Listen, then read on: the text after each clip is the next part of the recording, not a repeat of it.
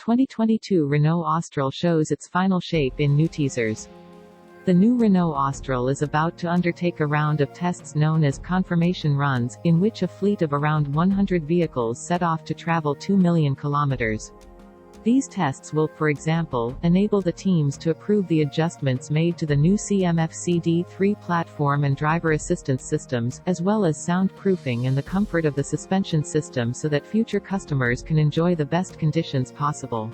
The Renault AUSTRAL will have a petrol hybrid-only lineup, for the most part made up of brand new engine options, a latest generation E-Tech hybrid, a 1.3 TCE unit with a 12-volt mild hybrid solution and, for the first time in the Renault range, a 1.2 TCE unit with 48 volts mild hybrid technology.